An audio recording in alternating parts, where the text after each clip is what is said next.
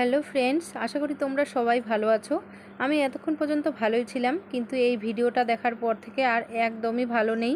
তো ভাবলাম চলো তোমাদের সাথে ভিডিওটা শেয়ার করি।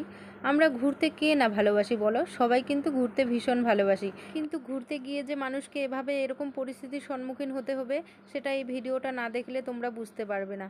কত সুন্দর পরিবারের সবাইকে নিয়ে ঘুরতে গিয়েছিল, কতটা এনজয়, কত আনন্দ, কত খুশির মুহূর্ত, সেই সমস্ত কিছু মুহূর্তের মধ্যেই যেন শেষ হয়ে যায়। ভিডিওটা দেখার পরে গা শিউরে উঠছে, চোখ দিয়ে জল ছলছল করে পড়ে যাচ্ছে। সবাই মিলে এখানে ঘুরতে এসেছিল, আর এই জায়গাটাতে ওনারা ফটো তুলতে গিয়েছিল, যেটা আমরা ভিডিওর মাধ্যমে জানতে পারি। তো কিছুক্ষণের মধ্যে আর কি নদীতে জল বাড়তে শুরু করে। তো অনেকেই উপরের দিকে আসলেও কিছু মানুষ এখানে আটকে পড়ে, আর নদীর জল ক্রমাগত বেড়েই যায়।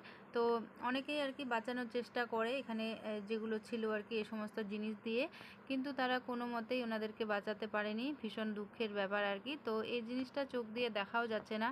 তো এর থেকে আমরা একটা শিক্ষা পেতে পারি যে কোথাও ঘুরতে গেলে একটু সাবধানতা অবলম্বন করা দরকার। আমার এই ভিডিওটা পোস্ট করার একটাই উদ্দেশ্য, যে আমরা যেখানে যাই না কেন একটু সাবধানে আর কি যাওয়া দরকার। তো এখানে যে এভাবে জল বাড়বে কেউই বুঝতে পারেনি। তো হঠাৎ করে আর কি জল চলে আসে, আর এই পাহাড়ি নদীগুলো এরকমই হয়, পাহাড়ে জল হঠাৎ করেই আর কি চলে আসে। আর যেহেতু এর মধ্যে ক্রমাগতই আর কি বৃষ্টি হয়ে যাচ্ছে, সেই কারণে আর কি জল বাড়াটাই স্বাভাবিক। ভিডিওটা দেখে আমি কি বলবো, মুখের ভাষা হারিয়ে ফেলেছি। তোমরাও দেখো, দেখলে বুঝতে পারবে শেষ পর্যন্ত কি হয়েছিল। তো জল তো ক্রমাগত বেড়েই চলেছে, আর উপরে যারা ছিল অনেকেই বাঁচানোর চেষ্টা করেছিল। তোমরা শেষ পর্যন্ত ভিডিওটা দেখতে থাকো, তাহলেই বুঝতে পারবে। আমি আর কিছু বলতে পারছি না, এত খারাপ লাগছে, কি বলবো।